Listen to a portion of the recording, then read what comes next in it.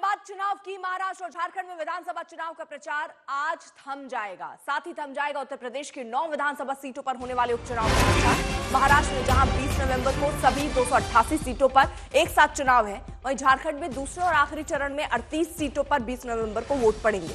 इस चुनाव में चाहे महाराष्ट्र हो या झारखंड या यूपी, दो नारे ज्यादा गूंजे हैं। यूपी के सीएम योगी आदित्यनाथ का बटेंगे तो कटेंगे वाला नारा और प्रधानमंत्री मोदी का एक रहेंगे तो सेफ रहेंगे का नारा। कल पुणे की रैली में सीएम योगी ने फिर इस नारे को बुलंद किया। तो प्रचार का आखिरी दिन देखिए, महाराष्ट्र में सभी 288 सीटों पर चुनाव होने, झारखंड में दूसरा और आखिरी दौर शुरू होगा। वहीं उत्तर प्रदेश की 9 सीटों पर उपचुनाव है, उसके लिए भी प्रचार थम गया। मंत्री महोदय के द्वारा तो आज प्रचार का शोर खत्म हो जाएगा। अब जनता को तय करना है कि उनके दिल में क्या है। उधर महाराष्ट्र और झारखंड में चुनाव प्रचार का आज आखिरी दिन है। नेताओं के बीच जुबानी घमासान का दौर लगातार धारदार होता जा रहा है। पुणे की रैली में योगी आदित्यनाथ ने फिर से अपना बटेंगे तो कटेंगे का नारा दोहराया। वहीं उद्धव ने फडणवीस को कड़े शब्दों में चेतावनी दे डाली। उधर फारूक अब्दुल्ला मोहब्बत के रास्ते राजनीति की बात कर रहे हैं, तो खरगे ने बीजेपी और आरएसएस को जहर बताया। यानी चुनाव में बटेंगे और कटेंगे, एक रहेंगे तो सेफ रहेंगे का नारा चुनावी दांव बन चुका है। तो महाराष्ट्र में जारी धुआंधार चुनाव प्रचार के बीच कल यूपी के सीएम योगी आदित्यनाथ पुणे पहुंचे। वहां उन्होंने एक बार फिर चुनावी सभा को संबोधित करते हुए बटेंगे तो कटेंगे का नारा दिया। कहा, एक रहेंगे तो ही सेफ रहेंगे।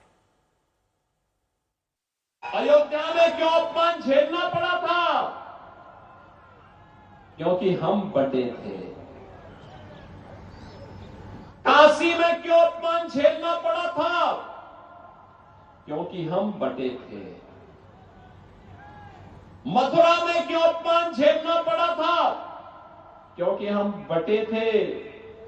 1947 में लाखों हिंदुओं को क्यों कटना पड़ा था? क्योंकि हम बटे थे।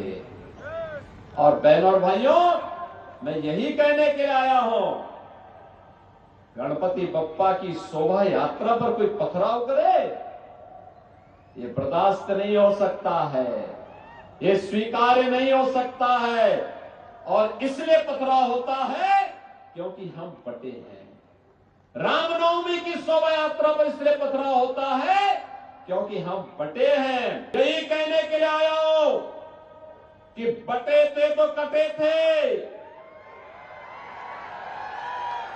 अब बटेंगे नहीं तो कटेंगे भी, एक रहेंगे, सेफ रहेंगे। उधर उद्धव ठाकरे ने डिप्टी सीएम देवेंद्र फडणवीस को चेतावनी दी। कल वो मुंबई में रैली को संबोधित कर रहे थे। इस दौरान उन्होंने फडणवीस पर हमला बोला। मी देवेंद्र फडणवीस आणि सगळ्यांना सांगतोय की तुमचं बटेंगे फटेंगे सोडा, पण मुंबईवरती घाला घातलात तर हम आपको काटेंगे, जरूर काटेंगे। आणि जे मुद्दे त्या मुद्द्यावरती बोला ना। आम्ही मुद्द्यावरती बोलतो, तुम्ही मुद्द्यावरती बोला। बटेंगे तो कटेंगे, अरे मी मुख्यमंत्री असताना एक सुद्धा अशी हिम्मत कोणाची झाली नव्हती, एक सुद्धा होऊ दिलं नव्हतं। सगळेच जण सुरक्षित होते। कांग्रेस अध्यक्ष मल्लिकार्जुन खड़गे ने बीजेपी और कांग्रेस की तुलना सांप से कर दी।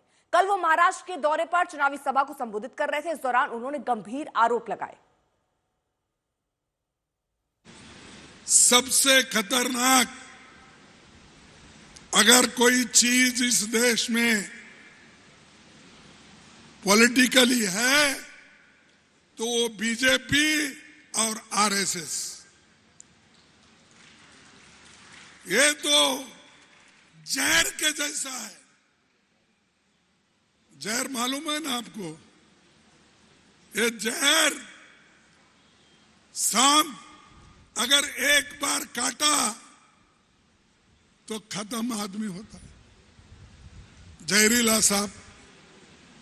तो इसलिए ये जहरीले सांप को आप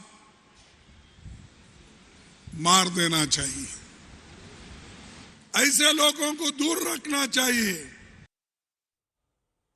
उधर फारूक अब्दुल्ला ने भी बटेंगे तो कटेंगे वाले बयान को लेकर कहा कि देश में अनेकता को बरकरार रखने की जरूरत है, क्योंकि अनेकता में ही एकता है।